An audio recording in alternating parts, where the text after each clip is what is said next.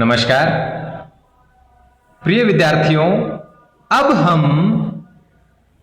अब तक जो हमने सिद्ध साहित्य के संबंध में चर्चा की और प्रमुख सिद्धों पर जो बात हम कर रहे हैं, अब तक हमने सरहपा, सब्रपा और लुइपा के दार्शनिक मत, साहित्यिक विशेषताएं और जीवन के संबंध में जो उनके विचार थे उनको समझा। इसी कड़ी में हम इन तीन सरहपाद, सब्रपा और लुइपा के बाद जो प्रमुख और सिद्ध हुए हैं उन पर आज हम चर्चा करेंगे। तो इनके बाद जिनका नाम आता है वो प्रमुख सिद्ध है डोम्भीपा। कहा जाता है कि डोम्भीपा विरूपा के शिष्य थे। इनका प्रमुख जो ग्रंथ है डोम्भी गीतिका, योगचर्या और अक्षर द्विकोपदेश है। डोम्भीपा जाति से क्षत्रिय थे। इन्होंने भी रहस्य प्रेरित साधना, अंतः साधना जैसी विशेषताओं पर जोर दिया। डोम्भीपा के बाद जो सिद्ध हुए हैं वो है कणहप्पा। कणहप्पा का जन्म ब्राह्मण वंश में हुआ था।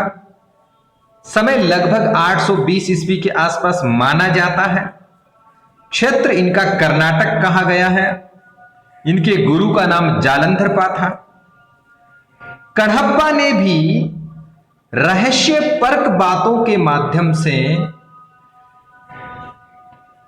अपने मत का प्रचार किया और शास्त्र और रूढ़ियों का घोर विरोध किया और सहज साधना द्वारा महासुख प्राप्त करने का संदेश दिया।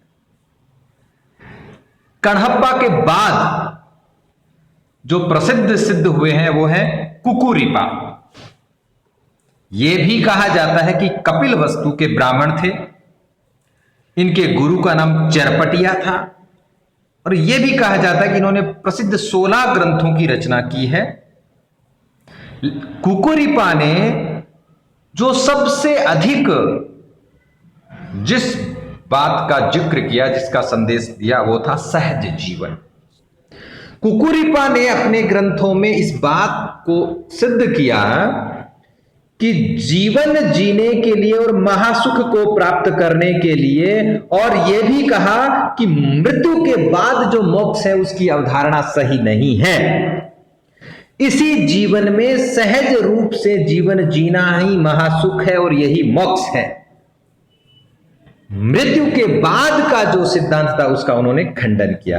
एक तरह से जो हमारे जीवन में शास्त्र की जो पद्धति थी उसका उन्होंने खुलकर विरोध किया। तो प्रिय विद्यार्थियों, अब तक हमने प्रमुख सिद्ध साहित्य की विशेषताओं पर बात की। परीक्षा की दृष्टि से सिद्ध साहित्य की ये प्रमुख सिद्ध और सिद्ध साहित्य की विशेषताएं इतना ही पर्याप्त है।